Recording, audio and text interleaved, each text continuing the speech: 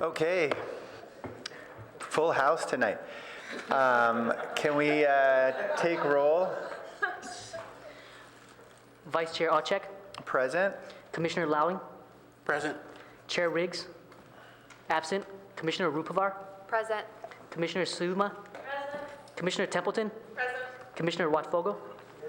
Thank you, we have quorum. Okay.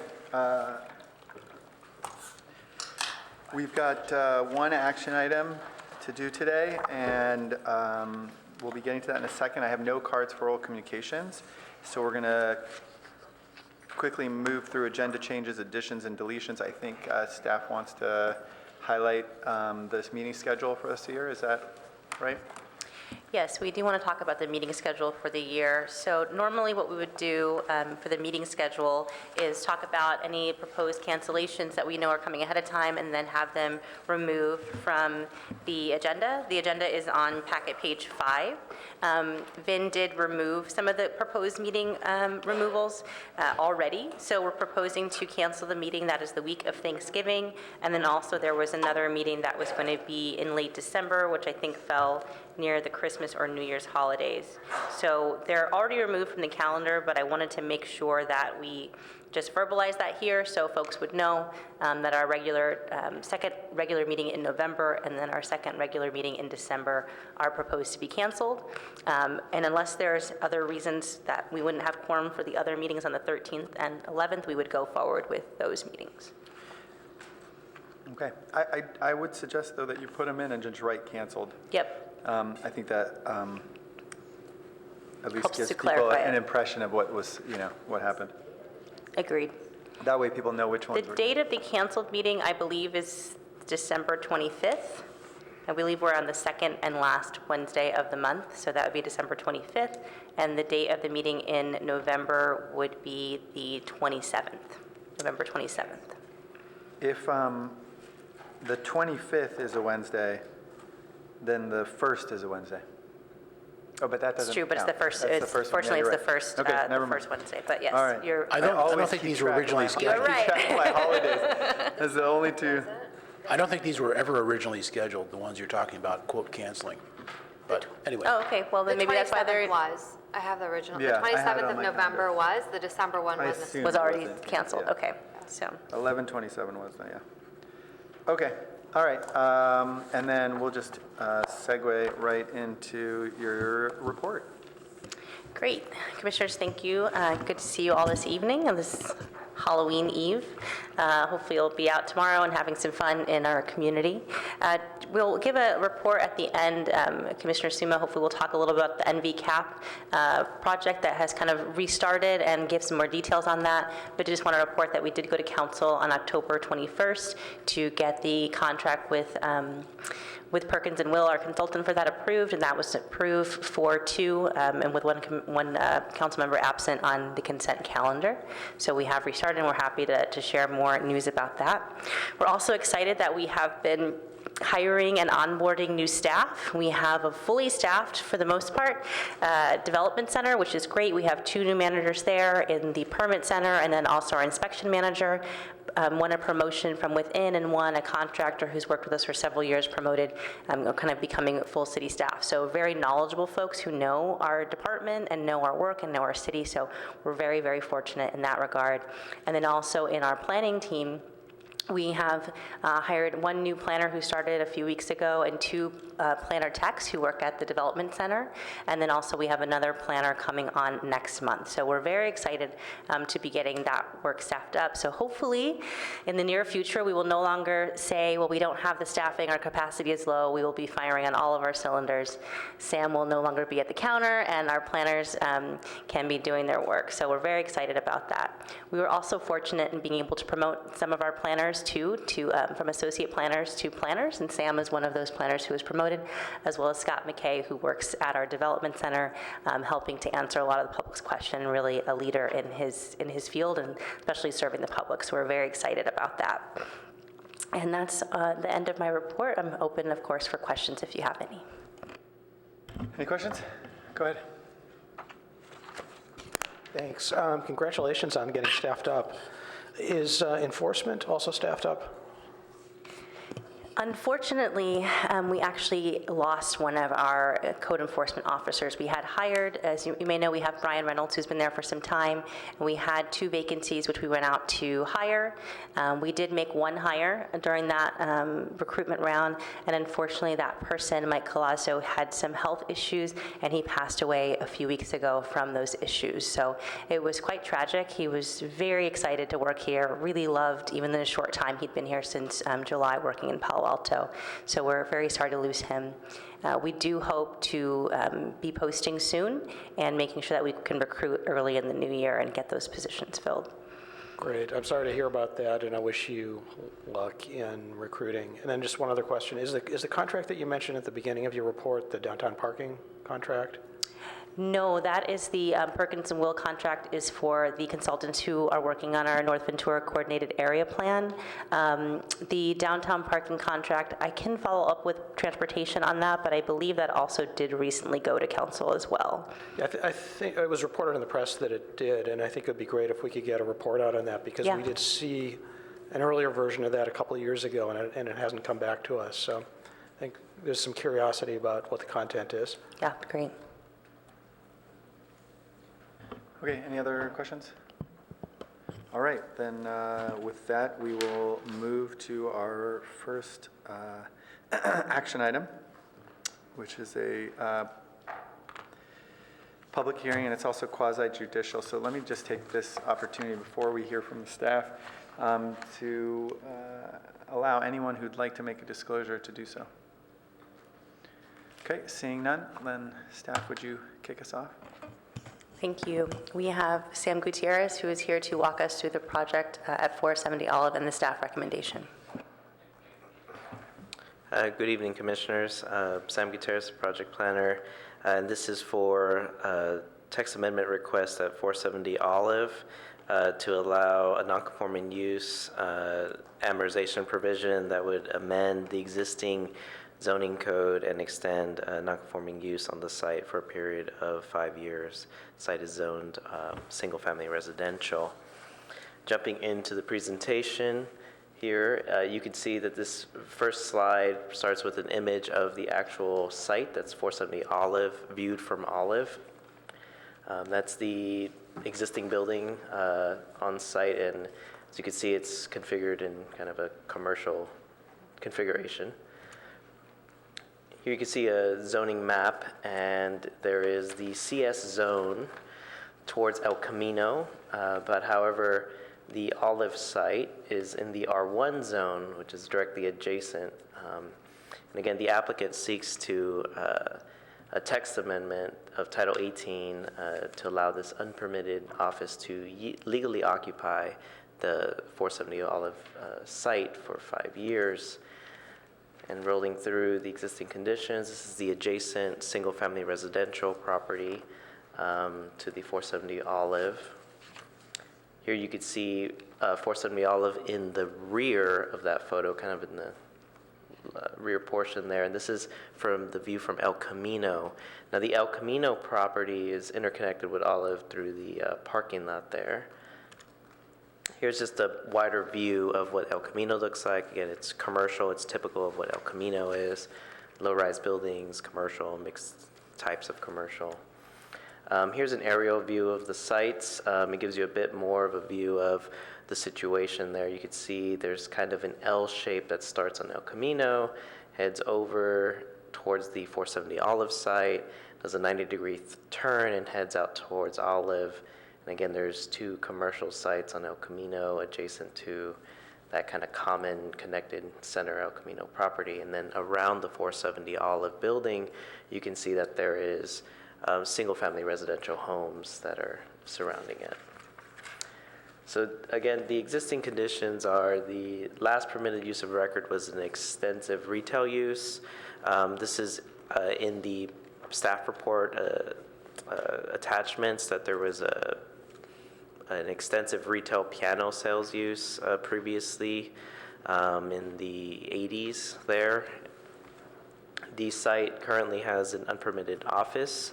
Of course, it's R1 office uses or most commercial uses, period, are not permitted in an R1. It's for residential or some residential-like or some service-like uses. And again, that goes here into, you could do low-density residential, single-family with an ADU or a JADU or some type of religious institution, community center with the CUP. You can also have a private educational facility with the CUP there as well.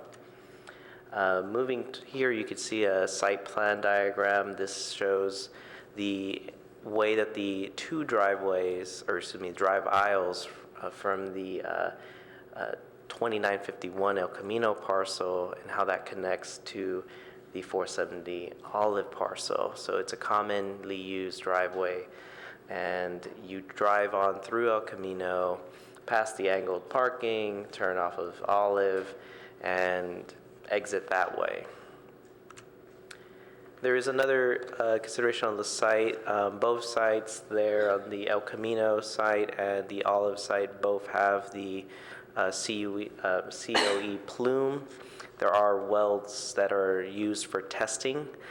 Those wells are accessed monthly for maintenance and yearly for testing. We did contact the water board to see how many wells are still in use, and there are still several wells in use, and they did indicate that they would be in use for a few more decades as they monitor the plume that's underneath the site. Going on to the project history, we have a timeline of this project, and that's in 1978. The 470 Olive was rezoned, and its land use designation was updated in the comprehensive plan to single-family R1. The site became legal non-conforming and subject to an amortization September 11th, 1998. That date was actually selected because, that date is listed there because the type of construction within the municipal code and notes, specifically buildings that are subject to amortization, if they're not specifically called out with a specific date, so their address and a specific date, then they fall into this table, which has a range of dates based on the construction type. So based on this one's construction type, September 11th was chosen as its amortization date. In October 5th, 1987, the City Council saw this situation and approved an exception from the amortization subject to conditions. However, near a few months later, the city received confirmation from the property owner at the time that they would not seek the exception from the amortization.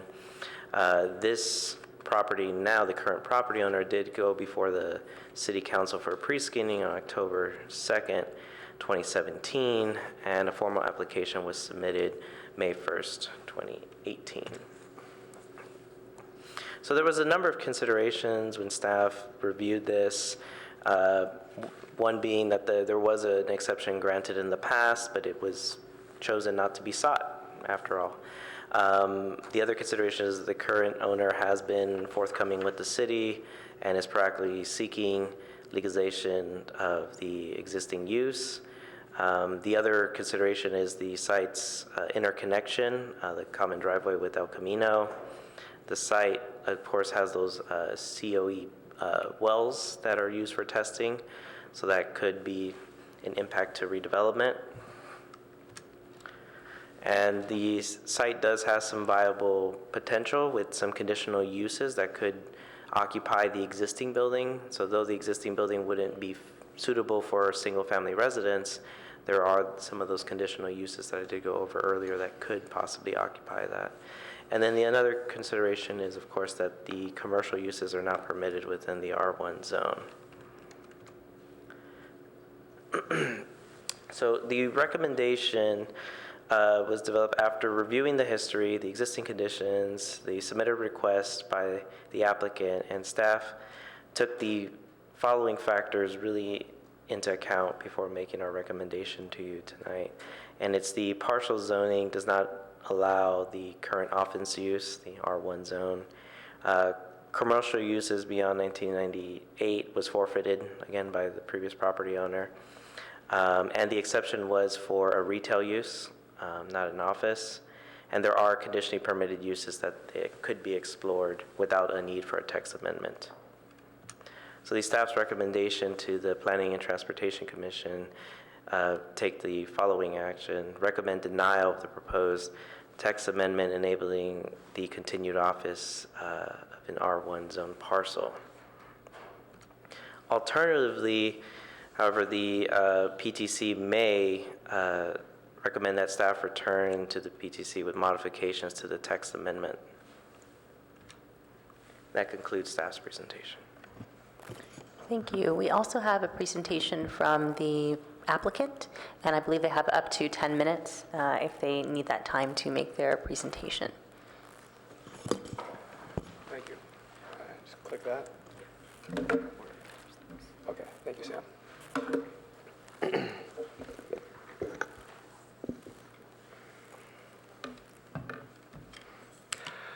Hello, thank you for your time this evening. My name is Will Agramonte. I'm speaking on behalf of my family regarding 470 Olive's application, and additionally, the potential for a multifamily development on the site. I want to share a little bit about our background. Both of my brother and my parents grew up in Palo Alto, and we grew up spending the majority of our time here. We still have a grandmother who lives here, and at one point, we actually had 2 great-grandmothers who lived in Palo Alto.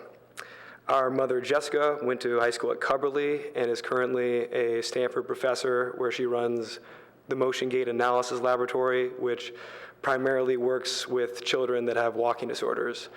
Our father, Bob, went to Palo before becoming a veterinarian.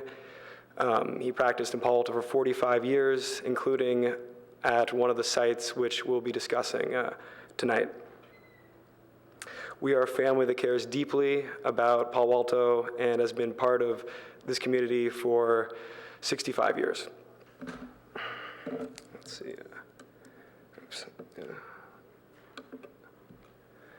Here is the aerial view of the property. You guys have kind of already seen this through the last presentation, so I can go through it. The view from El Camino. As you can see, there are 2 commercial loading docks on both the properties. And to be noted, when it was originally developed, it was zoned as CS originally. Another view. The surrounding parcels are commercial. And the neighborhood, generally speaking, has a mixed use of commercial and R1. And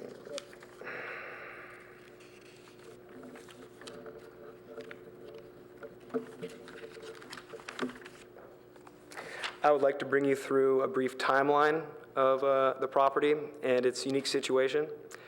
In 1968, a single commercial building spanning 470 Olive and 2951 El Camino was built and permitted for commercial use. 470 Olive has always been structurally and operationally linked to 2951 El Camino, sharing a single building, a single drive-through parking lot, and 2 commercial loading docks. In 1978, 470 Olive was rezoned to R1 by the City of Palo Alto Comprehensive Plan. However, as noted by the City Council in the application pre-screening, this rezoning that divides a single building in half was quite likely a mistake. It is located in an area with commercial use businesses and has always operated as commercial use. In 1987, the prior owner applied for exemption from non-conforming use termination and it was unanimously approved by the City of Palo Alto in a letter dated July 16th, 1992, suggesting an option for applying for a zone change to change the zoning of 470 Olive from R1 back to CS. The prior owner, as was stated, did not follow up and very notably did not disclose this to us when we purchased the property. So I want to be clear that we actually were not aware of this situation until later on. And we are here to try to rectify that. In 1993, we purchased the property. That same year, Superfund groundwater quality monitoring wells were installed at 470 Olive, as you can see in the site plan.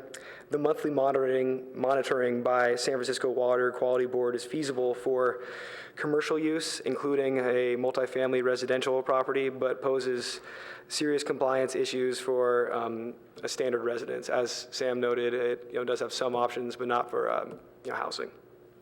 In 2017, we became aware of the situation and have since approached the city to discuss a resolution. Since then, we have been proactive in trying to find a solution, and we appreciate your time to hopefully discuss that today. On October 2nd, 2017, Palo Alto City conducted a pre-screening and suggested an application for a code amendment would be the solution. A few months ago, we learned that multifamily residential developments are of high priority to the city of Palo Alto and provide far more residential units than maintaining an R1. Since then, we have moved quickly to pursue this opportunity and assembled an expert team, two of which are here today. We would be working to create a 1-acre multifamily residential development that includes adjacent parcels consistent with Palo Alto priorities and regulations that could provide potentially over 70 units. Therefore, we request a 5-year extension to the amortization schedule from the date of this application to allow sufficient time to design and build this multifamily residential development. We also are definitely open to following up with an additional meeting and discussing once we have more time to develop these concepts further.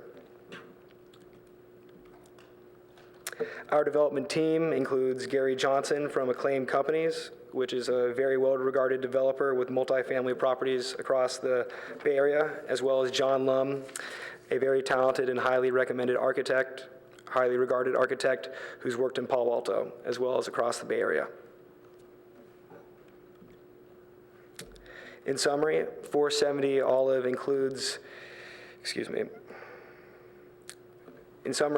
Olive was originally a single spanning building, at least from design, and both parcels were originally zoned CS. The Superfund water quality wells on 470 are tested monthly and possess serious compliance issues with most of R1 opportunities. Neighboring commercial use exists on all sides. We have had no complaints, and the neighboring redevelopments have been approved. We would like to plan for a multifamily residential development that would supply much more housing than if it was rezoned to R1. The City Council pre-screening recommended, the majority of City Council members in the pre-screening recommended, an extension. Thank you all for your time, and yes, thank you. Is there anyone else from your team that wishes to address the commission during their allotted time? I don't believe so. Okay, great. All right, I don't have any speaker cards for this. So I think we will turn it to the commission. I'm not going to start at one end or the other. Please just light it up if you wish to talk. You don't have to. If you have questions for staff or comments or questions for the applicant, we'll call you up if we have questions for you. So let's do it like that. If anybody wants to begin, light up your board and. Okay, Commissioner Templeton, why don't you kick us off? Hi, I was wondering if you can clarify if the rezoning for this parcel to R1 was a mistake.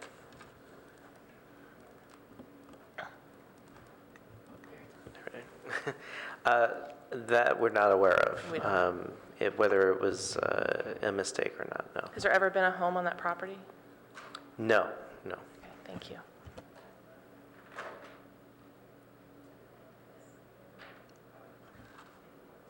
Commissioner Du Bois.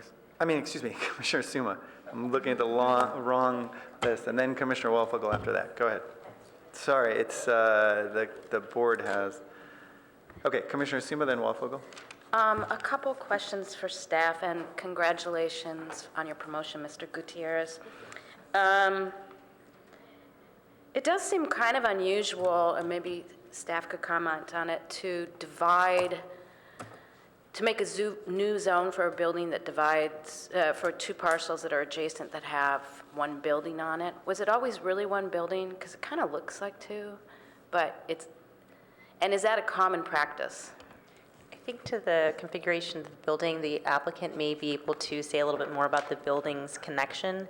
It does appear from the images that the walls of the building touch a 470 Olive, the adjacent parcel. I don't know if they're connected structurally or if there is passage between the two buildings. I don't know if you would like them to answer that particular part of the If they have question. something to add, sure. So the building was one single unit. In fact, the original use of the piano store was entirely filled up the entire thing at one point. So that's how it was. You could walk through it. You could walk through the entire building, and the entire thing was a piano shop. Thank you. So there's the answer to that question. May I make a comment? John Lum, architect. Normally, you cannot actually span a property line with a building. So presumably, somehow, the building department issued this building permit either incorrectly or they recognize the lot as a combined lot. So it's not code complying to have a building over the property line. And I believe that was 1968, so there may have been different rules back At the time, At the time. Another question is, it was a very thorough staff report with a history, et cetera, but if they need 5 years to make a application for a multifamily zoning, which I'm sure would be welcome, I'm assuming they would have to keep, well, I guess they wouldn't, but anyhow, is that a normal time to get an application in, one, and what can they do in the meantime? I understand they have been operating without a UNO for a very long time, so would we let them continue the non-compliance, or? Yeah, That's- so that, essentially the proposal that's before us, and Sam, jump in when I start veering off into incorrection. The proposal before us is essentially to remedy this current situation. They have come forward with the application for a text amendment for 5 years from the date of application, which was in the spring of 2018. And so 5 years from that point, or if the PTC were to choose a different date and a different time period, that would be the time period in which they would be allowed to have their proposed use, which is an office use, which was not ever permitted at this site. And so, staff do feel that 3 to 5 years is probably a reasonable time period to achieve entitlement for a housing project. So that would be perhaps a reasonable length of time. We're considering probably more towards 3 than 5 would be what staff might recommend if the commission should want to go that direction. Okay, and it sounds like they're at some point, not at 0, but they're some point further along at this time. In terms of the multifamily housing proposal, we have not received an application on file for such a project at this time.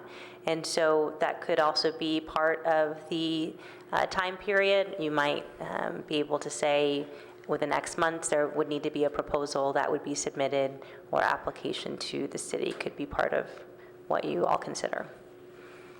Okay, so we're not considering requiring that they find in the meantime, whatever they end up choosing to do, but in the meantime, they find a compliant use? If the staff recommendation at this point is to deny the application for the text amendment, that's what staff is recommending. If that was the recommendation upheld by the PTC, then they would need to find a code-compliant use, which could be a home, but they could also apply for a conditional use permit for other permitted uses that are allowed in R1 zones. Okay. So that would be an educational facility, it could be a Daycare. whatever, daycare, school, after school, could be a church or other religious facility. They could lease to other uses like that.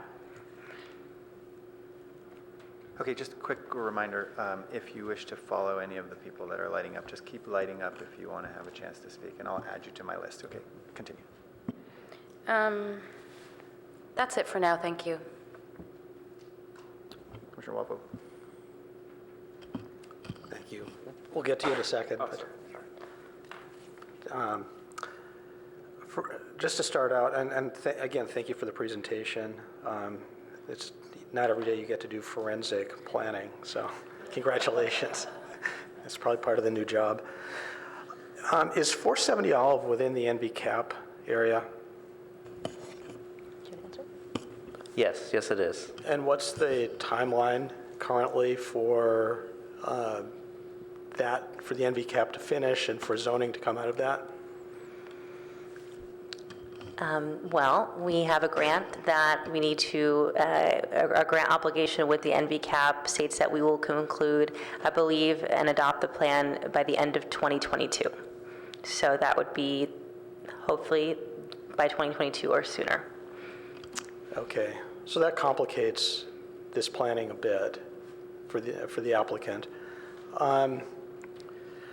One other just setup question, and it seems like you and the applicant have different versions of what happened at the pre-screen. So can we reconcile those? Do you want to talk about that, Sam, please? Sure, I could speak to that. So at the council pre-screening, the council voiced different opinions on it. One of them was that, yes, potentially this may have been an error done by the previous council decades ago. The other was, well, whether it was or it wasn't, they recognized that there was an issue here, and they gave the previous property owner an avenue to not have that issue any longer, all the way to where they approved it, and then, of course, that was chosen not to be sought. So that was another consideration that council did say. But then they looked at the situation and did suggest that, because I believe initially when the applicant came forward, it was for rezoning the parcel rather than a text amendment. And then with the discussion with council, it moved to text amendment. It's like, well, submit that. I think the council's a little neutral here, but submit it and go through the process, and let's see where it ends up coming to completion when they go before the council again. Thank you. A question for the applicant. Is there an economically viable conforming use? So if the R1 zoning is maintained and you need to apply for a CUP for some use for the duration of whatever it takes you to figure this out, is there an economically viable option? So I don't believe so. He mentioned that it could be housing, she did, but it can't because of the wells, essentially. So we would not comply with housing. There's never been a house there. As far as being a community center or religious space, it's a challenge with that size of parking lot. So I would say I don't believe so. But you've studied that? I mean, you've looked at all possibilities? We've looked at possibilities, and we've looked into it, yeah. Okay. So let me it seems to me that there are a couple of alternatives that we can pursue with this. I just want to frame them. I think that there's a pretty clear legal approach, which is non-conforming use, bring it into conformance, and figure out what happens next. I mean, that's one option that we can take. I think there's a slightly more pragmatic approach that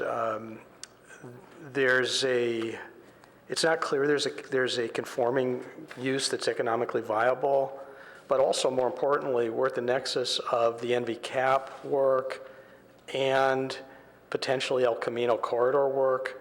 So nobody really knows what the zoning for this parcel will look like in 5 years.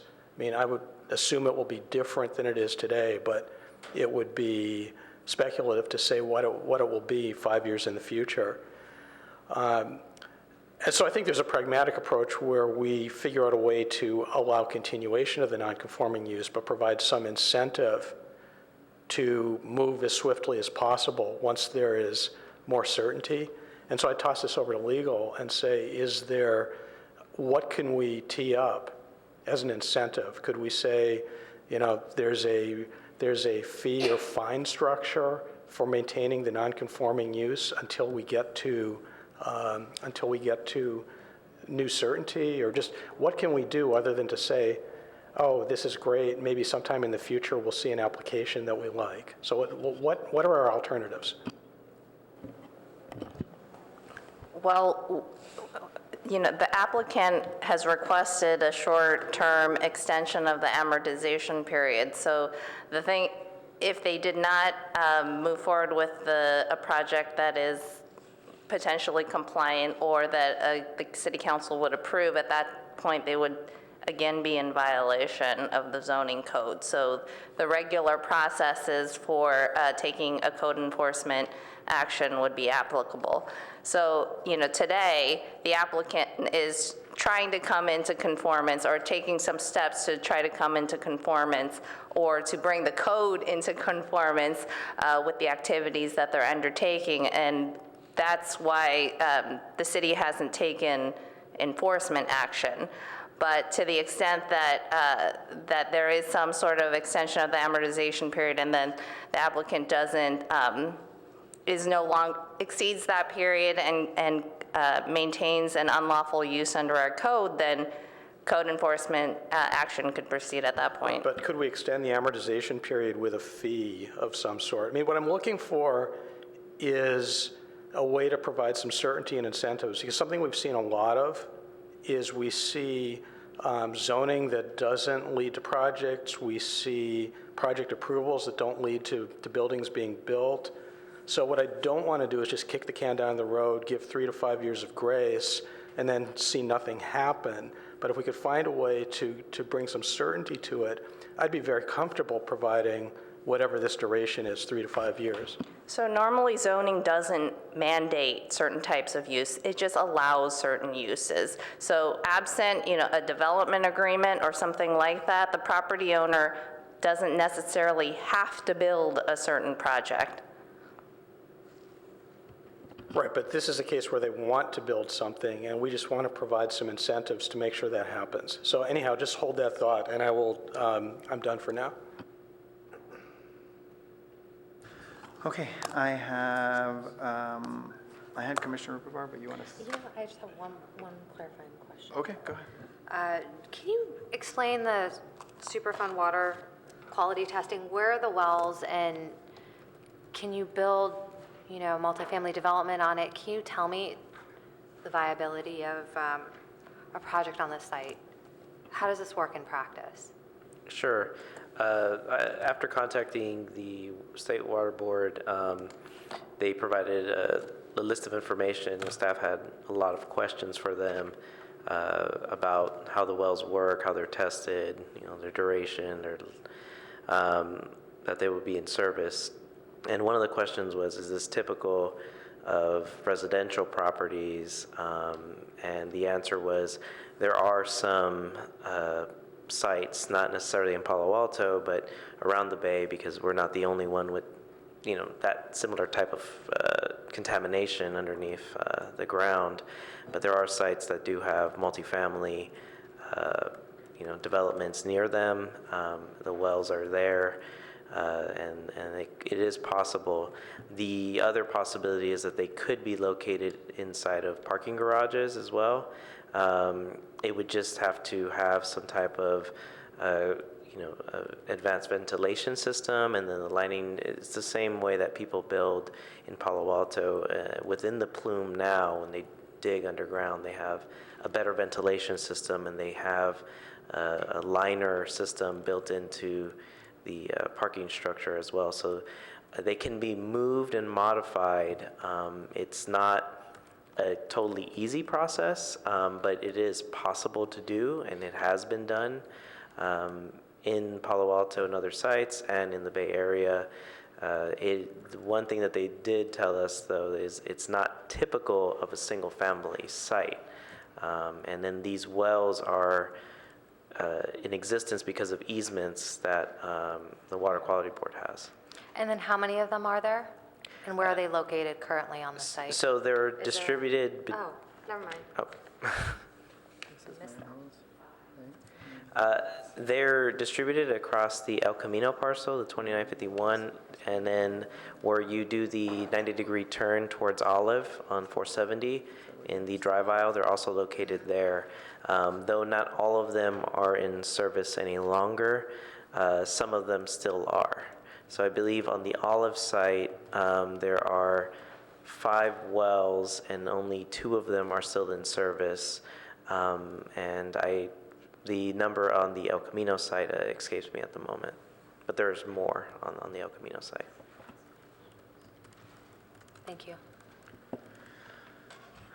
Okay, Commissioner Lowing? Yeah, thanks. A number of comments that I had were already mentioned by Commissioner Wolfogel. When you look at the idea of putting conditional uses there, that doesn't seem very practical. Doesn't seem like there's a lot of demand for churches and community centers. In fact, we tried to turn a church into a community center, and now it's going bye-bye anyway. So that doesn't seem real practical. Council screenings are exactly what we heard here tonight.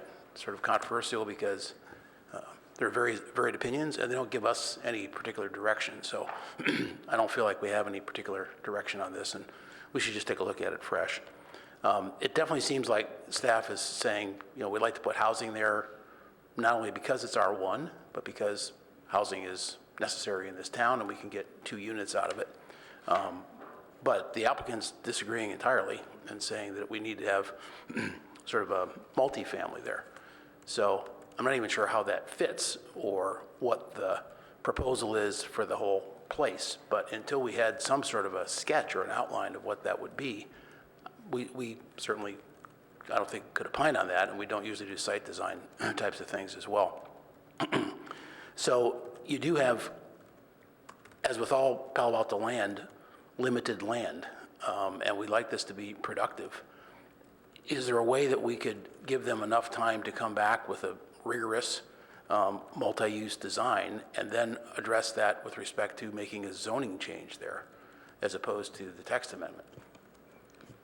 I think, Commissioner Lawing, you raised some good points. I do want to point out, I think, part of staff's recommendation and our analysis to say this should be housing in R1 is to, one, to bring it before you all to make the decision, right, and to opine on what should be here and what should not be here, but was to point out that the office use was never a use that was here, and so is a use that has begun to come into being and is not allowed and was not allowed. It isn't as though the piano store continued and now is trying to get its zoning.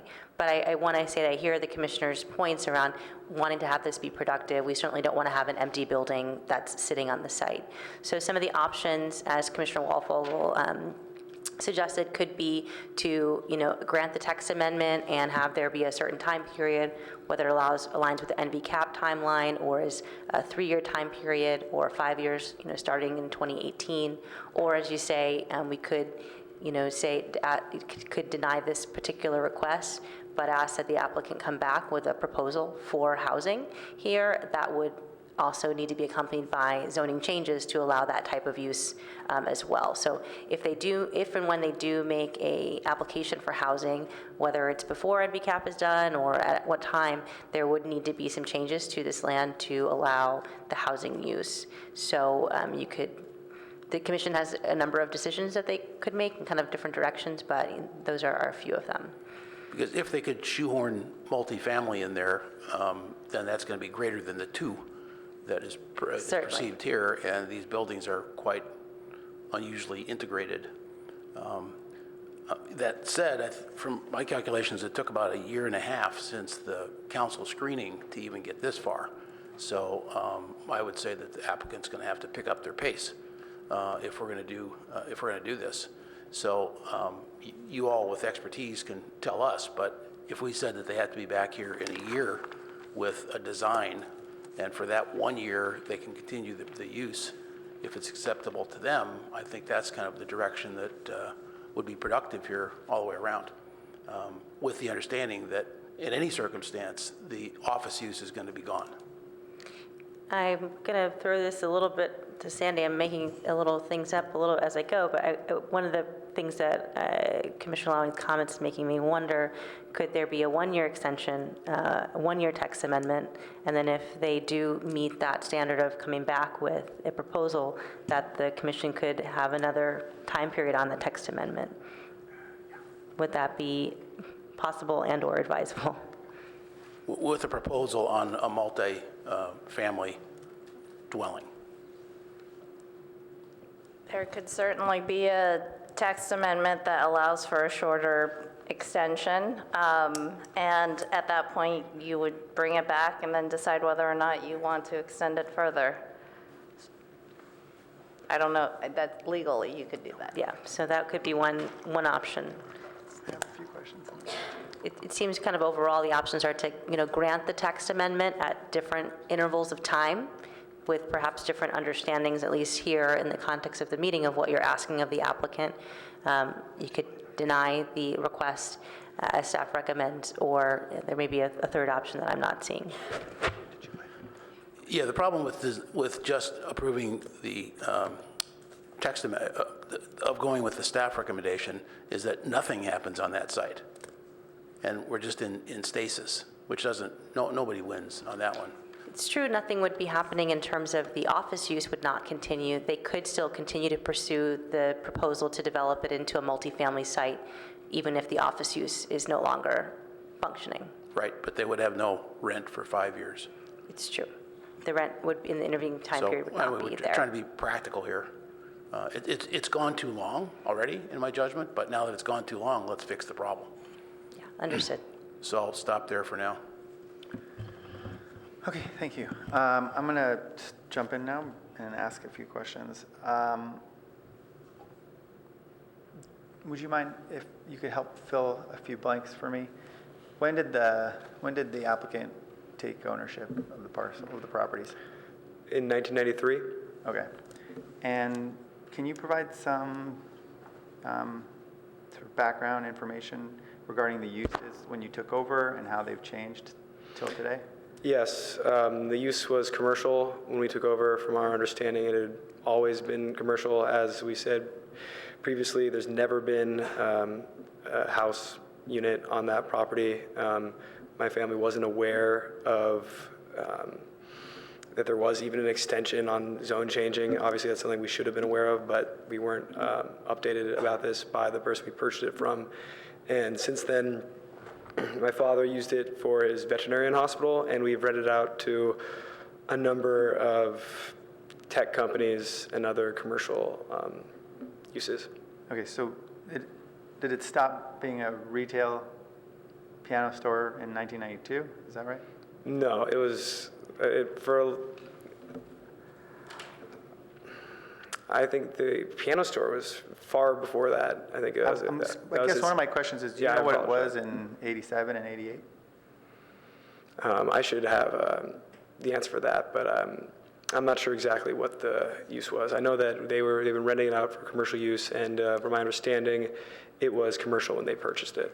Yeah. Okay. I'm asking only because the discussion that took place in 87 and 88, where those conditions were created,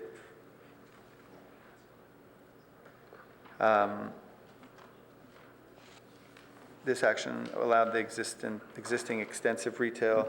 So I'm just trying to understand what's going on. Okay, and so, and what is it now? Right now, it's rented out to tech companies, and it has been for, Is it two different tenants? Yes, it is. Okay. So is it safe to assume they've separated the space, or are they? Yes, the space is currently separated. There's just a wall, but TI yeah. or something? Okay. Yeah, yeah. All right. Thank you. Thank you. Okay, so I'll just share some of my notes and comments on this. I think I suspect that when council was reviewing this item, they were trying to figure out some sort of creative solution, which is maybe why they suggested, without sort of showing their cards in terms of decisions, that you go through this process. I think the picture that you guys put up, if you don't mind, will you put that back up of the parcels?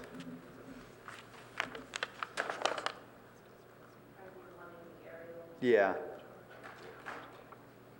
Just switch back to the other presentation. I think that's the second, yeah. If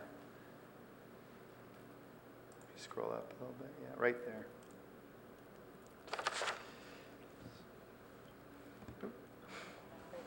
Yeah, so is there shed structure or a secondary roof that's behind this, right there, yeah? That's actually the garage for the single-family home located on the other block. Okay, so the site plan that we're looking at, I would just suggest that it might not be a bad idea to demonstrate what's happening in that corner. It almost looks like the entirety of the building on El Camino Real's facing site parcel is butting up to the entirety of the, in its entirety to the building on the olive facing parcel. Do you see that? I don't know if you guys are familiar with this map. And it doesn't, right? It doesn't exactly do that. It sort of butts up to a residential property. So there is this corner that's overlapping. I would suggest that when you ahead of this going to council, let's get a site plan that's a little bit more accurate. That's what I would suggest, because I think it's important that these buildings are touching.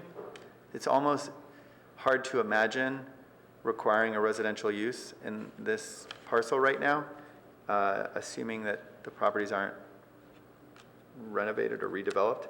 And I think it's even more interesting that there's this R1 lot that is sort of butted against both. And so it might help if your site plan shows actually, even if it's rough, what's happening right around your lot. I think it'll help give context. Okay. I want to acknowledge something that I learned during our pre-meeting, which was that this effort, this process has been brought by the applicant, which is unique. I understood from staff during our pre-meeting that typically we're alerted to these violations through citizen complaint. And why am I noting that? I think it's worth noting because this non-conformance has existed for 21 years, which is a really long time for a non-conformance to exist without a single complaint. Which I think suggests that maybe it's worth considering. I guess in my head, I wonder what reason council could possibly have for not extending the same conditions that the previous council extended to the prior owner, to allow them to satisfy in an effort to get an exemption and operate the premises as retail. I know in this particular situation, they're actually operating it not in a retail environment. But there is a part of me that wonders why we wouldn't essentially extend those same requirements and provide that same path, considering just the uniqueness of the physical site. That may not be what the applicant wants. They may want office use, but it would not render the site different from the way council was presumably comfortable with 21 years ago. And I imagine they wouldn't mind. I imagine it would be difficult to find a reason why not to do that, but that would really be up to them. I certainly would support that. I would support a motion that recommended that council consider extending the same conditions that they were comfortable extending 21 years ago. Actually, no, 26 or 7 years ago, or 30 years ago, to the applicant, and give them an opportunity to satisfy those conditions in a given time period, and then theoretically receive the exemption and be allowed to operate the premises as a retail establishment. I think I really appreciate the comments that Commissioner Waldfogle raised, and I think that I think my greatest concern is that, and your family story is really touching, but I think that you're the proud owner of these parcels in an area that's very likely to be subject to very different development standards in 5 years. And I don't always think that the first it would be a guinea pig project. You'd be coming forward if you were to rush something in a year and try to bring a proposal through. Number one, I can't even speculate about how that process would be, but I think, well, let me put it this way. I would suggest that 5 years is maybe an insufficient amount of time to both design, receive approval for, and obtain permits for a mixed-use development project in the city of Palo Alto. I haven't seen that happen in my time here. That's fast. And considering how dynamic the discussion is in this particular area, maybe that's not, I mean, look, those are business decisions, but who knows what's going to happen here. So I am a little hesitant to support a motion that would sort of create a very strong incentive to just rush the development of this site. It wasn't so long ago that a developer in our community put together 5 parcels or 6 parcels between the AT&T store or next to Kelly Moore right on Page Mill. Those are all single-family homes, and I think he's in the process of constructing them now. And I remember that I think it's maybe 10 units, and there may be even some below market rate units there. And so there may be opportunities to create a bigger project here over time. I don't know. But I think rushing it I would not support creating that sort of incentive. I wonder, I don't know how I would feel about, I guess I will say this. If they've been operating in some commercial capacity, and I don't know if veterinarian clinic satisfies the CS requirement. I believe that would be a conditional use permit in the CS. So it sounds like for the better part of 26 or 7 years, they've been operating in some sort of not quite conforming but allowable use. And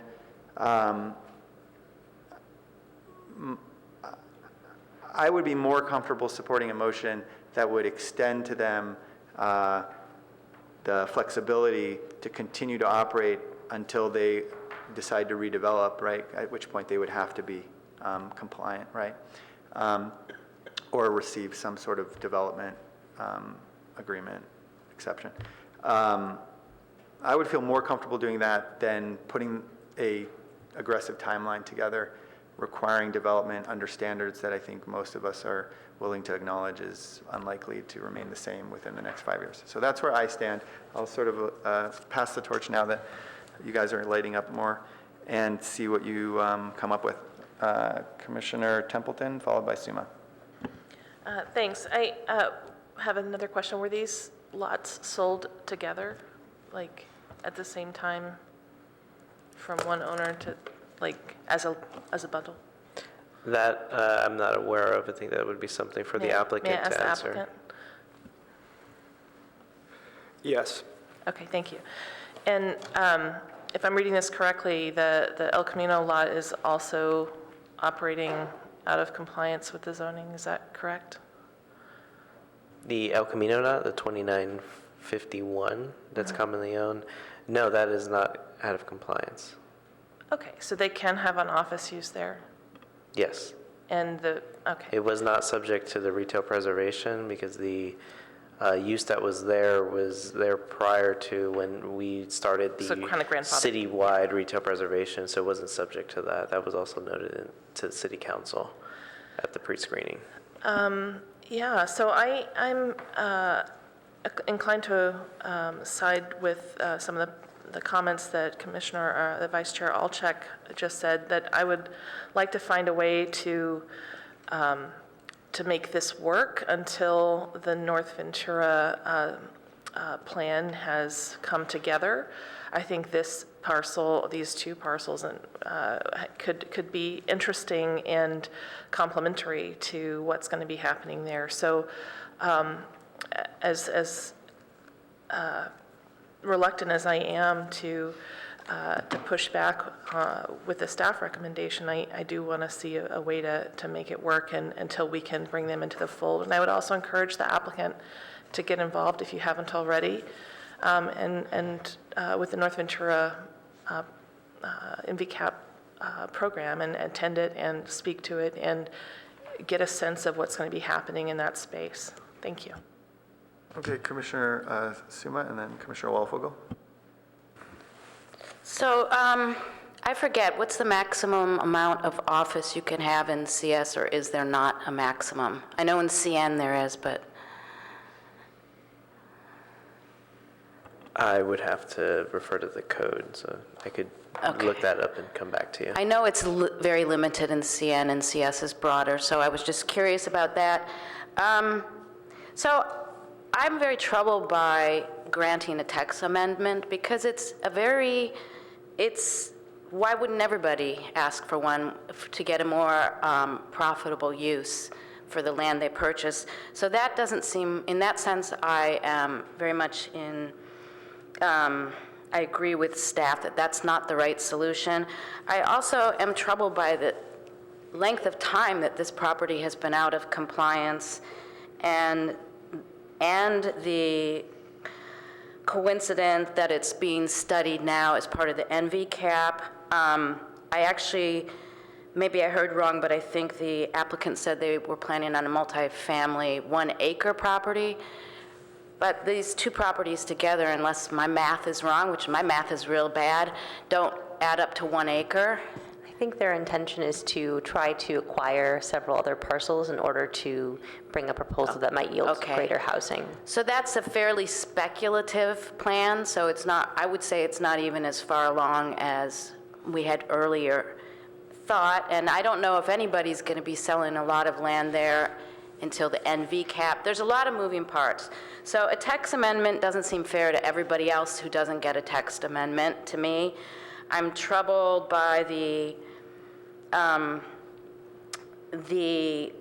length of time it's been out of compliance. I mean, once again, it's a fairness issue. Other property owners are requested to come into compliance, or there can be penalties that are incurred.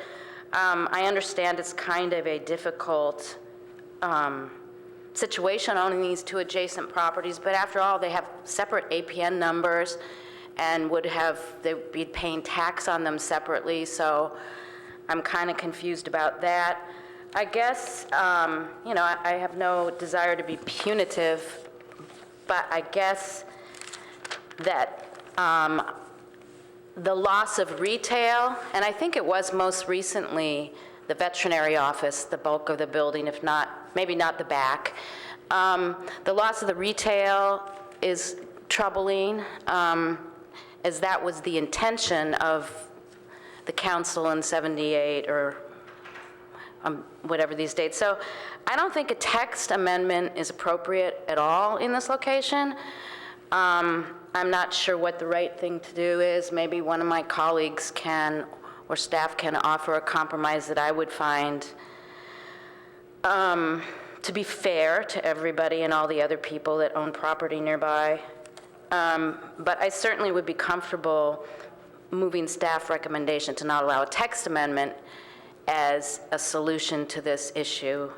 And that would leave council open, I think, to find a different solution unless we could craft a recommendation for that. Commissioner Suma, if I may respond to some of your comments that you made. One of the benefits of a text amendment is that it doesn't run with the property, and so with the time limitation that would be proposed, it does create a shorter window, but definitely understand your other comments in terms of, what might be, the commission might consider fair or equitable to other property owners in the city.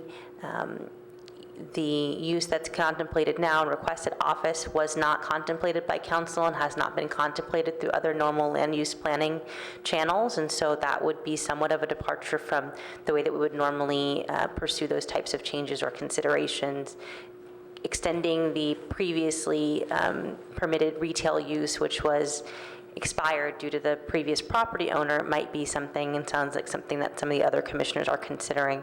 We certainly, as staff, look to the commission to direct us. If you did want to have a solution that wasn't denial of the request, then staff would come back with that proposal to bring before you, should it be a text amendment or another avenue to allow a use that is not the R1 or R1 permitted uses on this property. Thank you. And I think Sam also did find an answer to your question regarding the retail uses. Oh, it was the office question. Sorry. So in the CS zone, office is permitted up to 5,000 square feet. However, once it exceeds 5,000 square feet, a CUP would be required to occupy that building. Do they have a CUP for the building on El Camino is almost 6,000 square feet, and the one behind on the 470 Olive is 3,700. So do they have a CUP? Together, they would be approximately 8,000 square feet. There is no CUP. Right. They don't have a CUP? No. Okay. Thank you. Commissioner Walfogel. Question for the applicant. I mean, I'm hearing a couple of possible avenues, and I'd just like to explore if any of them are more or less attractive to you. And I know this is putting you on the spot a bit, but one option that's being discussed is reverting the back section to retail for the duration of whatever it takes to develop a plan, possibly a longer period while NVCAP gets resolved. Another option might be a text amendment, but with a shorter duration than 5 years, 1 to 2 years with some intent to show progress at the end of that. And just, do you have any high-level response to which of those would be more attractive? Yes, so we feel that retail would be a challenge in this area, as is almost everywhere in Palo Alto, and we would like to push forward with making progress on this project. However, I think that the point which Commissioner Alchek made about not rushing it makes sense. So our hope would be that we could become a part of the discussion with the, I believe Commissioner Templeton mentioned the kneecap. So if we could be an active part of that discussion, and we're happy to come back and speak with you guys on a regular basis and kind of update you on the progress we have, I think that would be the ideal situation, because it's not as if we don't want to come back here, within a year and show you our progress. It's just after hearing about these new evolution of zoning, we wouldn't want to move forward with a project that potentially limits a larger project down the road if this new 5-year Right, but I asked you for some alternatives, and you picked. I asked you for A or B, and you picked D. Oh, yes. I think B. So, B, I mean, what I'm looking sorry. for here is if we look for some compromise, which is I'm hearing some support for longer period of time to give you a chance to plug into the NVCAP process and other processes, but not to retain office for that duration, or retain office for shorter duration, but move a project along faster and show us progress in a year or 18 months or some period like that. And that carries a lot of concomitant risk. So the question is, if those were the choices, I mean, I understand that D is better for you. Of course. But between A and B, do you have a preference? I don't necessarily feel comfortable answering that on the spot. I apologize. Is that okay? That's fine. I mean, Yeah. these are, this is a moving discussion. Yeah, but- so I think it's very important to us from a financial standpoint that we maintain office, right? So I think for us to maintain that, that's pretty critical. I think losing that would be a major blow. And our hope is that we can make this a very collaborative process with you guys and do the right thing. Okay, thank you. Let me, Commissioner Templeton, you're next. I just want to just highlight a few things I think worth noting before you go in. Number one, assuming the text amendment was denied, the request for text amendment was denied, this moved to council and they denied the text amendment, how many days would the property owner have to comply? Would the use become immediately unacceptable? Well, once council were to deny, then that avenue that they're seeking would cease, and then it would turn over to enforcement. So enforcement, in theory, would notify them that they have to conform immediately? Correct. Typically, and I'm just because I actually happen to assist the code enforcement officers, typically there's a letter, notice of violation, and there's a fixed period of time depending on the violation and its severity that, you know, here's your notice, you have this many days to comply. And for something like this, you know, we've seen other situations where there's been non-complying uses in buildings, or they don't have UNOs and so forth, and we issue them an initial notice for 30 days. Right. So they could get their things in order and try to legalize if they can, and if they can't, to abate the issue. It's similar to First Baptist when they had some uses that were treated as non-complying and immediately had a 30-day notice. Correct. Okay, so I'll just shed a little light on the sort of what crossed my mind as an attorney when you asked those questions, Commissioner Walfogle, which was number one, if they were required to discontinue use as a commercial site, I imagine they're in a lease, and that would put them at, you know, some level of financial risk with their tenant who is, you know, has a right to use space that they've promised. So I imagine the question's a little bit difficult to get a fair answer out of, because there probably are some risks related to losing their ability to continue to offer the space to their existing tenant as a office space. I think that's interesting. I also want to note that, you know, this is one of those, you know, when you hear someone say no good deed, it goes unpunished, you're probably regretting coming to staff here, considering this situation, which I want to highlight is I love the idea of our city having commercial property owners who, you know, treat the staff as partners and try to improve the community in general. And considering that you probably are embarking on what is a large proposition of redevelopment, it would be unfortunate, I think, to some extent, if we treated this situation heavy-handedly. But, okay, Commissioner Templeton. I'm looking back at the letter from Sarah Cheney on packet page 32 and 33, and was this prepared by staff, or is this coming from notes from City Council? How did this agreement between the property owner and the planning department come about? So this agreement from the letter dated October 13, 1987? Correct.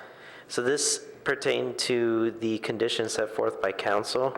They approved the amortization extension for the non-conforming use, subject to the conditions laid out in that letter. So there's a thing about restriping and about lighting and planting areas and so forth. And this letter goes down that list of the conditions. So thank you. My question is, did the applicant work with staff to negotiate those terms, or does this come out of a discussion with City Council only, and there was no like prep, or how would this process play out today? For example, let's say we wanted to move that the applicant work with staff to come up with some criteria between now and when NVCAP zoning takes effect. How would that process look?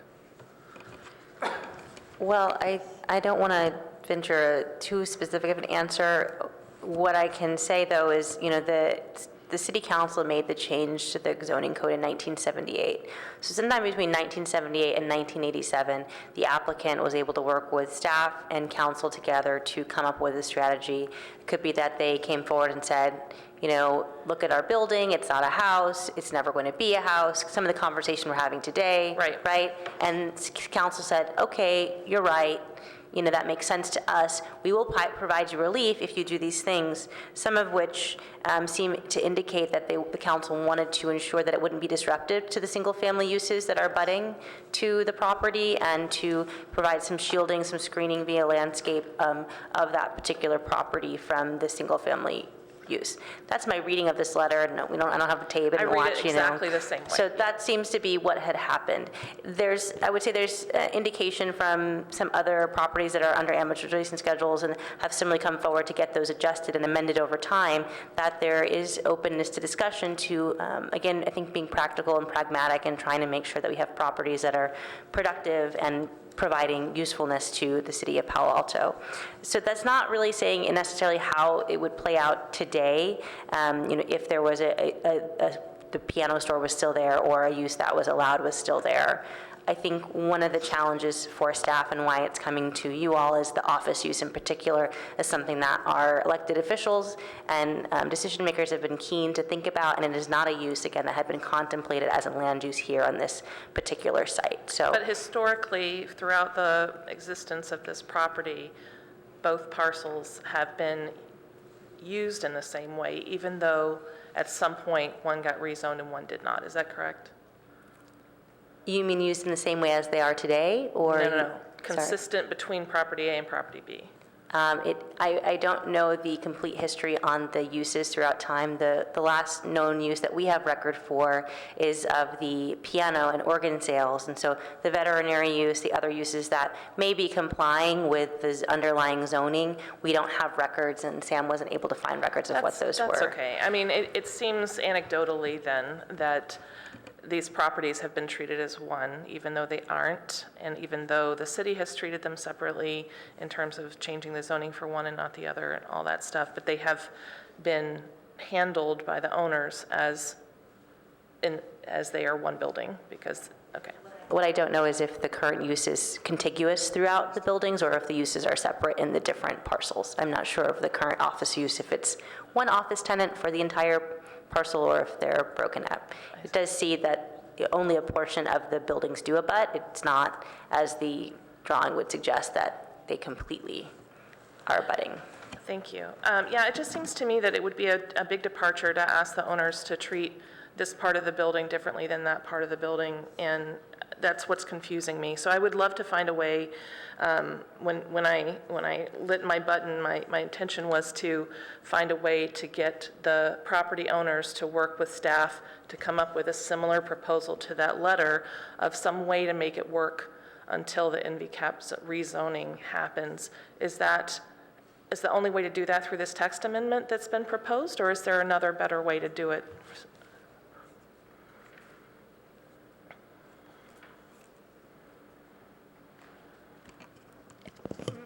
We're conferring, we're not sure if there's another better way to do it that is not a text amendment.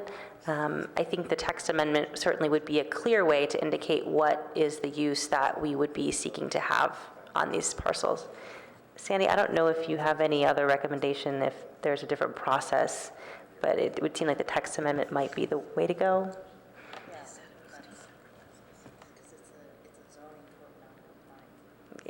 Currently in non-compliance with the zoning code, so it would require, to accomplish what you're suggesting, Commissioner Templeton, would require a text amendment. And is that the same thing as exception from non-conforming use termination? That's what this letter is titled. I don't know if that's a legal term or... Yeah, I don't, so this seems to be a different, it's not completely clear, but it looks like It may have changed in the intervening 30 years? I got it. Yes. No problem, no problem. Okay, well, I will try to make this motion, and I trust that you will help keep me within bounds. I move that the Planning Commission recommends to City Council that the applicant work with staff on an acceptable non-conforming use of the Olive property that will come in compliance within 5 years of the NVCAP proposal. Help me out here, feel free. Maybe instead of recommending that council suggest that, why don't, if you would prefer, you could make a motion, for example, asking staff to bring to us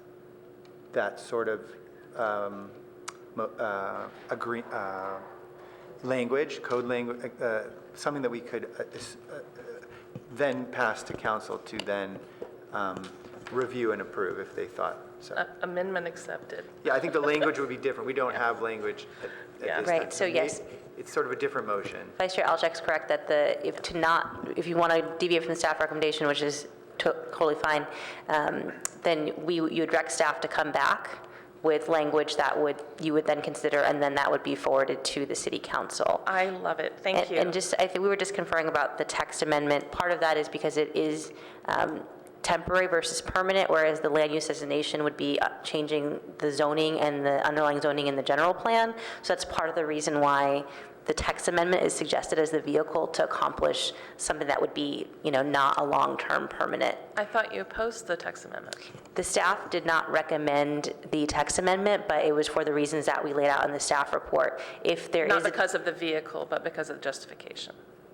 Right. Okay. Right, yes. Okay. Yeah, that was our opposition, not to the text amendment. I withdraw as my a- motion because it sounds like I'm getting a little complicated, and I'm inclined to support if somebody has another mechanism that would allow them to continue use and fold into the NVCAP. Thank you. Hold on, let me see if I can help you real quick. What I would suggest you do, if you would like, is to make a motion directing staff to come back to us at, I would suggest a date uncertain, with a draft of a text amendment that would satisfy the goals that you just enumerated, and you can rename those. And then see maybe if there's someone on the commission who will second that, and we can proceed from there. Are you comfortable with that? Yes. Okay, let's try that. Okay, thank you. I move that we direct staff to come back to us with a draft of a text amendment that allows the applicant to continue current use until the North Ventura somehow folds in with North Ventura. I'll be a little vague on that because I know that you guys will find the right way to do it. Okay, before I call any other names that I have on my list, is there a second of this motion? I'll second. Okay, I have a second from Commissioner Rupavar. I'm not putting this to a vote, but before I call on I'm not going to call a vote just yet, and because I have some other lights here, but before I continue, do either of you want to speak to this motion? I'm happy to speak to it. So Okay. what I'm trying to say is these guys have worked with staff in good faith. They have discovered an error and disclosed it, and they are interested in finding a resolution. They have followed the recommendations and guidance they've received so far from staff and from City Council, and are trying to find a way to make it work. We do know that there's a major change coming in the space that will likely affect this parcel that is under discussion. I'm loath to direct them to do something with that parcel until we know what the bigger, grander vision is, because it seems like they would be interested in playing into that vision. So that's where I'm coming from on that. I feel like that's a short amount of time in the lifetime of Palo Alto, and the more people we can get on board with the NVCAP vision, the better the outcome will be for the city. Thank you. Do you want to speak to it? I echo Commissioner Templeton's sentiments, and I think it's very meaningful for you guys to be proactive and come to us, and that factored in a lot in my decision. And I think it makes sense to work collaboratively. We have applicants here who want to work collaboratively. I don't think we should, be so strict, and we should figure out a way to make this work along with the grander picture of the North Ventura, taking that into consideration as well. Okay, all right, I have, I believe, a light from Commissioner Lowing and then Commissioner Walfogel. Okay, so we have two more lights, and seeing none others, I'm going to host the vote after that second comment. Commissioner Lowing. Yep, so back on some of the other commentary about the North Ventura cap, I actually think it's, I'll call it above our pay grade to be saying that there shouldn't be housing proposals before 5 years is up for that area. Every single council member and every person on this dais wants more housing of some type. Most of us want it for all types. And to just put a freeze on a housing proposal, which is exactly what the applicant wants to do, for 5 years until we see what happens, and this is on the edge of that area. It's not like deep within the North Ventura cap, to my knowledge. Anyway, if a proposal came next month to council from a developer, and I'm not saying that this can come next month, that proposed 50 new units in a multifamily situation in that area, I think it would get extraordinarily close consideration and high interest. So just to arbitrarily block out that we don't think there should be anything going on there from this organization, from this commission, I just don't think that's appropriate. That's not for us to make a call on. Secondly, getting to the applicant's interest as well as the motion that's on the table, that's not what they want. They're not asking for what the provisions are in a 1987 letter. They've come to us saying that they would like to do multi-use there of the choices that are available. So it seems like what they want is aligned with what the city needs. And if something comes up later that says, hey, you know, we're pretty close, but let's wait another year to coordinate it with a 1,000-unit thing there, that's fine. But I don't think we should be presuming that all housing proposals in that vicinity have to be stopped right now until the entire master plan is done. So for that reason, I think there's a different approach here, which is allow them to come back with their proposal in sooner than 5 years. And if we pick 2 years and that's not enough, it would be very easy to look at their progress after 2 years and say, wow, making great progress. Let's add another 1.5 years or something like that. And that would align the housing needs in the city council's priority on that, would not interfere necessarily with the work that's going on in that area, and could also be, you know, amended later. So for that reason, I would prefer a different approach and I would not support the motion. Okay, thank you for your comment. Do you mind just clarifying real quick, just so we're all on the same page? There's nothing necessarily that would suggest that they couldn't continue to work on a development project. And if they were to submit something, it would immediately become subject to all the current zoning, notwithstanding this text code amendment suggestion? Yeah, nothing would preclude them from bringing forward a development proposal, and that proposal itself could include, you know, potential requests for other amendments or exceptions or other things like that. So that whatever the period of time is, they could still bring forward a proposal to do housing at the site. Okay. All right. I have Commissioner, sorry. Could I just respond to your question? Yeah, absolutely. Okay, yeah. The part of the proposal that I would make as an alternative motion would be that they need to have the incentive to come back with us within a given period of time of 2 years to show us, as opposed to just wait for 5 years, they don't have to do anything, and then 5 years from now, they're told that they can go ahead and do multi-use that looks right in that area, and then it takes 5 more years to get the housing. So I'm more interested in building in an incentive for them to take action now. No, I understand. Okay. I didn't know if that was part of your question, that's why. No, at first when you suggested that, I think when you made your comment, I thought maybe you were suggesting that because we don't know what's going to be, we shouldn't do anything. And I don't feel that way. I just suspect that, number one, the process takes more time than we always think it does. And because things are rapidly evolving, that tends to discourage development projects from moving quickly.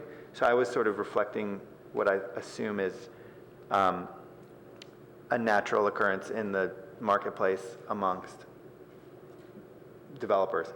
But I understand what you're saying. And I just wanted to make sure that if they brought a project next month, it wouldn't necessarily preclude them, and this wouldn't necessarily change the underlying zoning of the parcels. They would have to conform.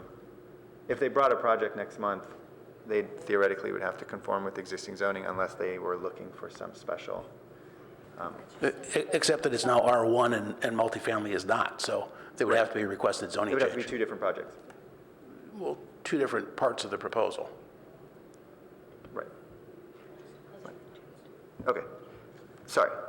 Let's continue. I have now a few more lights. I have Commissioner Waldvogel, Commissioner Suma, and Commissioner Templeton.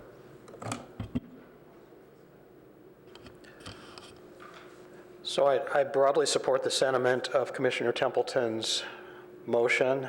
I also support Commissioner Lowing's comment that we should provide incentives to move faster. So I would propose an amendment to the motion to shorten the duration from 5 years to 2 years, with the understanding that if they need more time for progress, they should return. But I think that just setting this up with a time indefinite to come back with a development proposal makes me a little uncomfortable. Just for clarification, are you suggesting 2 years from now or 2 years from some date where the development standards are set for that area? Or?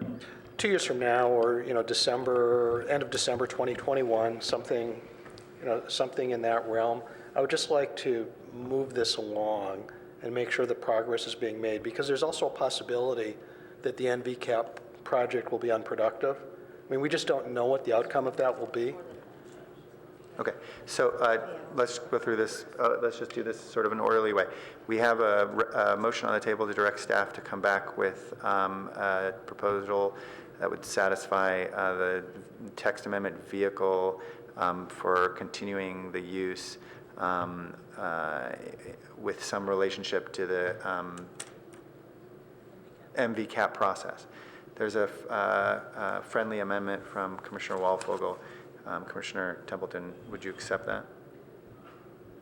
Or would you like to discuss it? It doesn't have to be that formal. I have a question. I was hoping that could be part of the response that staff brings back after discussing, and that timetable would be set with discussions with the applicant. Do you feel like that's something that we would want to encourage or specify, I guess is what I'm trying to figure out. Well, I thought the motion was providing staff with basically the broad latitude to come back with a longer duration.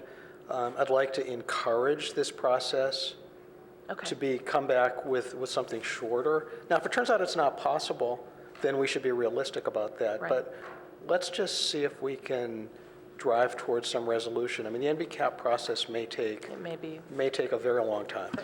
Okay. Let me just suggest to you that behind, in the staff has, opportunities to have more private conversations with applicants and better understand their situation, and could theoretically come up with something creative that might satisfy Commissioner Waldvogel. So I don't think this is a tremendously problematic. Yeah, I don't think so either. I think it's a good amendment, and I think that addresses, thank you, Commissioner Lowing, for bringing up the housing urgency. Of course, that is on everyone's mind. This might be a good way to ensure that the applicant is working hard on that. So I'm comfortable with setting a time frame. Our desired time frame is 2 years. And if, when you return, that time frame is not reasonable, I'm sure we'll have some discussion about why. But that's fine with me. I accept the amendment. And does the seconder of the original motion accept this amendment? Yes. Okay. All right, so we have a slightly adjusted amendment with a more aggressive timeline. I don't think I need to restate it. Does anybody need me to restate this motion? Well, I would like to understand the reference to the 87 letter. Is that still in here? That the maker made. I was suggesting that they come back with something that may be a similar format, though the content will be different. These bullets don't seem to be relevant anymore. I wouldn't look back through them, but I'm hoping that the proposal will be succinct and have very clear, actionable items in it. So that's why I brought it up as a format. Even though what they've stated is that they want to do multifamily, not anything else. The reason I feel comfortable giving them leeway to come back with the proposals because the applicant will be involved in drafting this with staff. So I do feel like the applicant's desires will be incorporated. Is there a concern that they would not be? staff can come back with whatever they like, but we already have on the table what the developer wants, so. Hold on a second. Let's be really clear here. There is actually no proposal on the table, and staff acknowledge that they have no knowledge of a development plan. Correct. And I think one of the things that is, I don't know that it's the proper sort of forum to talk about, but there may be an effort to acquire other parcels. Like, there's things happening behind the scenes that are actually, I think, intentionally not being shared with here. And I think we should just be cognizant when we're talking about here that there's a interest. The applicant has expressed an interest in developing these parcels. Correct. The applicant has also expressed an interest in not having to be subject to changing its use currently, although it's really not up to them. So the 88 letter that you're talking about if staff has conditions that they would want satisfied in order to be comfortable providing this exception, this text code amendment. And presumably one of the conditions or one of the requirements would be an accelerated timeline, for example, if they were to satisfy the sort of interests of Commissioner Walfogle and yourself and Commissioner Rupavar, right? So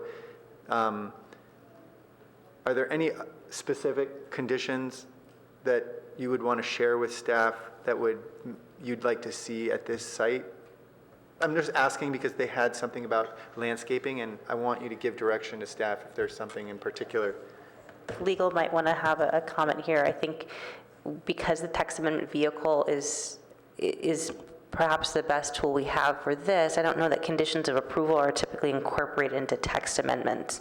And they don't have another application for another entitlement from the city, which would, lead to conditions of approval. So let me just ask a quick question. What we're talking about here is we're not actually suggesting that we're not asking you to come up with certain hurdles that they must accomplish to then receive a text amendment. We're actually asking you to draft a text amendment that we would then review and recommend either approval or denial of. Exactly, but I think what I'm trying to make clear is that conditions of approval that are even in any way akin to what we see in the letter, I think would not be what we would do. We wouldn't say you have these conditions that you need to satisfy. It would be you have this use allowed for 2 years.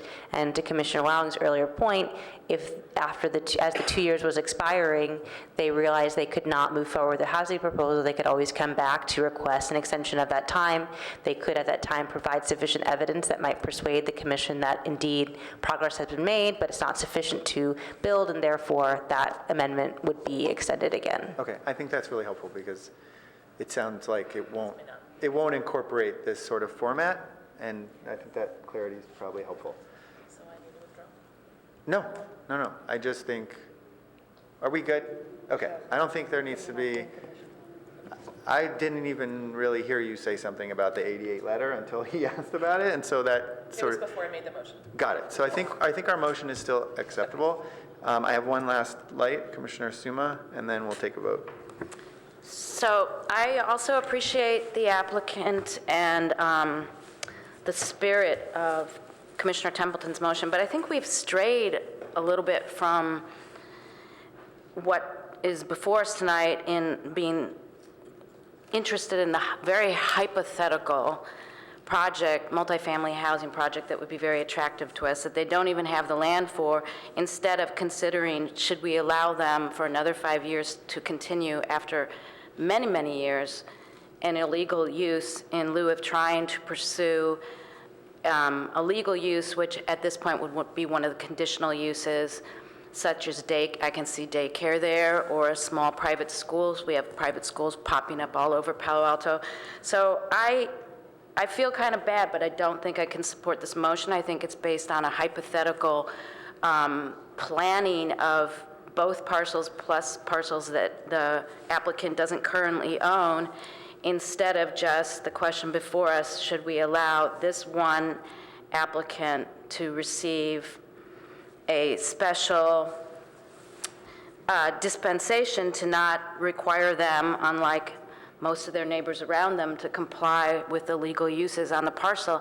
And that makes me uncomfortable because I think of all the other property owners, parcel owners, who just comply without asking for something. They've had many, many years of the benefit, and we're not going to affect the larger parcel that they own and any lease relationship, which is really not in our purview that they have. So I just am not going to be able to support it, not out of a appreciation for everybody's good ideas for the future, but I don't think I can base my decision this evening on one very specific thing, on a very hypothetical building that the property doesn't even exist for at this time. So, but thank you, everyone. Okay, the good news is that if this motion were to pass, there would be another opportunity to have this discussion, and if it doesn't, we will continue to discuss it tonight. Okay, so seeing no more lights on the topic, I'm going to call to a vote. So does anybody, just by a show of hand, does anybody want me to restate this motion for? Okay, all those in favor of supporting the motion that's currently on the floor, made by Commissioner Templeton and seconded by Commissioner Rupavora and amended by Commissioner Walfogel, please raise your hand. Okay, that is 5 in support, and all those opposed? That's 1 opposition by Commissioner Suma, and we are moving forward. Okay, so I think we can conclude this particular item now. Actually, no, I'm sorry. Do you want to add anything as to speak to your no vote, or you? No, I think I expressed my appreciation for all parties involved and the staff's good work, so we can leave it at that. I just wanted to make sure I covered that base. Okay, with that, we're done with this particular item, and we're going to move on to the next item, which is really meaty. We need to approve the minutes of August 28th. So move. Can I get a second? Second. Okay, Commissioner Lowing moved and Commissioner Rupavar seconded. This is for the approval of the minutes from August 28th. All those in favor, raise your hand. Thank you, guys. Thank you. That's unanimous support for the motion to approve the minutes. And I think with that, oh no, we have one more. Item number 4, approval of the minutes for September 11th. I should have done them together. Move to approve. Okay, second, great. All those in favor, please raise your hand. Okay, that's a unanimous approval for, are you with us, Commissioner Walfogel, on that one? Okay, that's a unanimous approval for unanimous support for the approval of the minutes for September 11th. And that is the end. Anybody want to make any, someone alluded to something earlier, actually. Committee items, commissioner questions? NCAP, huh? Comments, announcements? Yeah, go ahead. Just light up for me. So I wanted to report on the XCAP, which is the Railroad Crossing Working Group. It met today, right before this meeting, and we established a cadence for our future meetings. I wanted to let you guys know. So it'll be the first and third Wednesdays from 4 to 6 in the community meeting room. So alternate Wednesdays that don't coincide with Planning Commission. Thank you. And we are making some progress. We've appointed a chair, Nadia Nyack, and vice chair, Larry Klein, and we are discussing the various alternatives. We're going to have a community meeting in early November that if you guys want to come check it out, I encourage you to see what the alternatives are and really lend some of your expertise and point of view to the discussion. That would be very welcome. Thank you. Okay. A little brief update on the NVCAP. So we had a meeting last night, and it was the first meeting where we had our new co-chairs, former council member Gail Price and Ventura resident Angela de la Porta, working with staff, and it was a very productive meeting. We had a fascinating report from our consultants on the hydrology and the creek improvements, and we'll be expecting a range of options from them that range from basically doing nothing to fully naturalizing the creek. And we had a good kind of reboot and had some really good discussions. So it went, despite the fact that we lost senior planner Elena Lee, it went really well.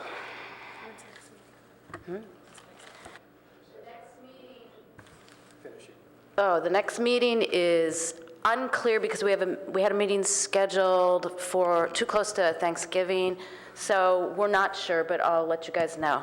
It's likely in early December. And also, staff presented a booklet of every parcel in the NVCAP area. It's about this thick, which is really interesting because it contains all the parcel information and the zoning information, and then it was broken down block by block too. So that is available online if you guys want to look at it. So that's a great resource for the NVCAP to have. So we're off to a good reboot. Commissioner Waffle? Yeah, just a legal question relating to the grade separation, which is there any point in that process where that work product will come before the PTC, and will any PTC approvals be required?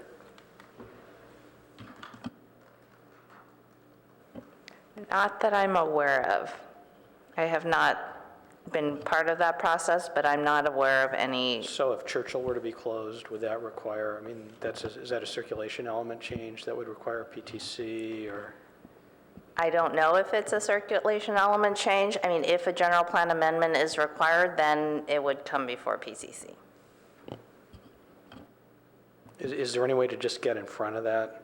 Because we've seen in the past where we've been brought things kind of as fire drills. In terms of one, knowing what the role of the PTC would be and making sure it comes not at the last knowing where the touch points minute. will be. If there are places where there's discretion, then it would be good to get that in early rather than late. Yeah. I mean, I don't want to repeat the comp plan process. Yes, certainly if there are items that need to come before this body, we'd want to do it in an orderly manner when you have plenty of time to deliberate and not at the last minute. So I'll work with Philip on that question regarding just what the process looks like and where the elements with the PTC's jurisdiction overlap. I know we all want to go. I want to just speak to that. There is a lot of discussions about flow and traffic and roads and intersection improvements and things like that happening at these meetings. So they are recorded if you want to check in or take a look at some of the discussions. Right, but some of those are within PTC purview and some of those are not. And I would just like to get out in front of that. Yeah, I think Rachel's suggestion to that she'll follow up with Philip on that is the right call. That's what I would do as well. So you can have that action item. Okay, just before we go, the representatives to council for November are Commissioner Riggs and Commissioner Templeton, and December is Commissioner Lowing and Commissioner Rupavar, so connect with staff to see if there's a meeting that you should be attending to represent us. Can we Okay, talk about the agenda for the next meetings? sure. We usually do. I don't know what sort of three of those four are. Could you give us a little bit of briefing? Which ones I are, was just looking at Rachel, but if you'd like to, that's fine. which three, just so we know? The first three. The first three. Do you want to shed a little light before we depart? Sure. The San Antonio Road project and Charleston Road intersection improvements will be, I don't know that it's coming for approval. I should remember because I just read the notice today for this project. It's a project coming out of the transportation office, and so they'll be bringing that before us. The consideration of a new PDA and PCA, that is related to regional planning, and so is an item we want to bring before you before going to council to consider having a new priority development area and a new priority conservation areas in the city of Palo Alto, and would want to get PTC feedback on that before we forward that decision to council. And then the tentative condo map is pretty routine in terms of kind of finishing out that the condo mapping process. I mean, if we had a consent calendar, it's an item that could almost be on our consent calendar in terms of its relatively routine nature. Okay, and where are we again on the parking? The 9 of the 35 recommendations that we're supposed to see, is that the meeting after that, or? Yeah, so I can work with Philip to schedule that. We talked last month about the need to come back before you with the information regarding not just those items, but really kind of the transportation work plan, especially as we head into 2020. I know that they are doing a lot of hiring and have been working on their strategic planning as well, both as an office and then on the parking items as well. Yeah, well, I noticed that council did approve more budget for paid parking, which we haven't talked about here in 2 years, so I just didn't know when that was going to come. The second one, more in your area, is that the Phase 2 of the housing work plan, I know actually a year ago, we're starting to work on Phase 2, some of the Palmer Act and below market rate and so on.